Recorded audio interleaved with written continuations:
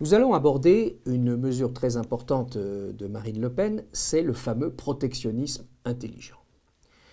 La première chose à dire, c'est que le protectionnisme intelligent est pratiqué par l'immense majorité des pays de la planète. D'ailleurs, en 2013, il y a eu une étude de l'Union européenne, la Commission de l'Union européenne, qui a constaté que depuis 2008, en fait depuis la crise financière de 2008, eh bien, près de 2500 mesures protectionnistes avaient été mises en place dans la majorité des pays à travers le monde, et elle établit ainsi un catalogue avec les pays qui ont le plus mis en place ces barrières protectionnistes, donc près de 2500 en l'espace de 5 ans, qui montre bien qu'en réalité, le protectionnisme est pratiqué par la majorité des pays de la planète. Arrivent d'ailleurs en tête des pays comme l'Argentine, qui est vraiment connue pour être la plus protectionniste, mais en fait, les pays qui arrivent en tête, c'est également les pays émergents, qui aujourd'hui ont des PIB qui commencent à dépasser ou à arriver proche de celui de la France.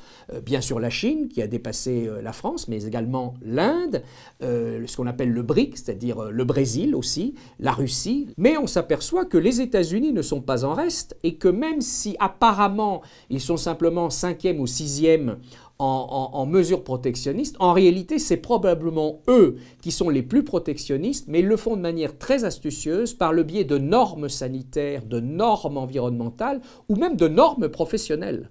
Et d'ailleurs, je dis toujours, pour vendre des équipements ferroviaires aux États-Unis, on sait que la France est très forte dans ce domaine, pour construire des TGV, mais également pour construire tous les équipements nécessaires à la construction des trains. Si vous voulez vendre un équipement ferroviaire aux États-Unis, vous devez prouver que 60% des composants qui constituent vos équipements sont fabriqués aux États-Unis. C'est du protectionnisme le plus total, et je dirais le plus éhonté. Bon, donc vous avez comme ça, en réalité, un certain nombre de pays qui sont apparemment ultralibéraux, mais qui en réalité pratiquent le protectionnisme. Ce qui est important, c'est de comprendre qu'en particulier les pays émergents revendiquent le protectionnisme intelligent.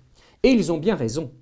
Et en réalité, la France, qui a perdu la moitié de son industrie en l'espace de 20 ans, PIB pour l'industrie divisé par 2 et emploi divisé par 2.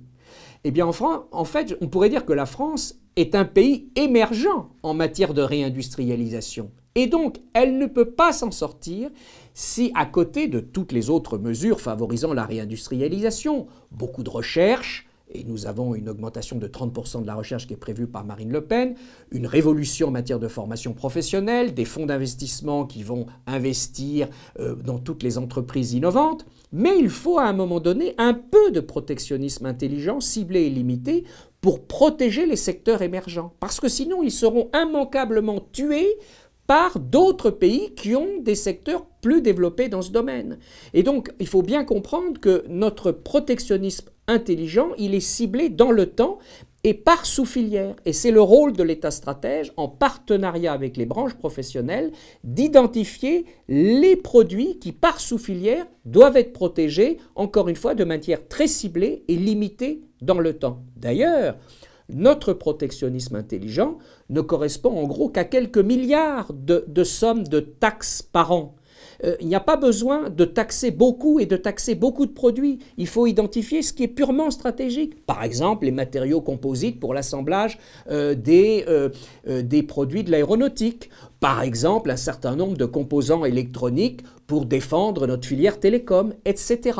Et d'autres produits pour l'industrie du futur. Mais encore une fois, ce sera très ciblé même d'un point de vue quantitatif, quelques milliards. Et quelques milliards, c'est rien par exemple par rapport à ce que coûte l'impôt sur les sociétés. L'impôt sur les sociétés, c'est 40 milliards. Donc on voit bien que les barrières tarifaires que nous souhaitons mettre en place, c'est de la microchirurgie. Mais de la microchirurgie stratégique, qui sera faite encore une fois et menée par l'État stratège en partenariat avec les branches professionnelles pour en quelque sorte réindustrialiser avec les produits du futur, mais réindustrialiser également malheureusement sur l'industrie classique et traditionnelle qui a été détruite et qu'il faut malgré tout reconstruire comme le font actuellement les pays émergents.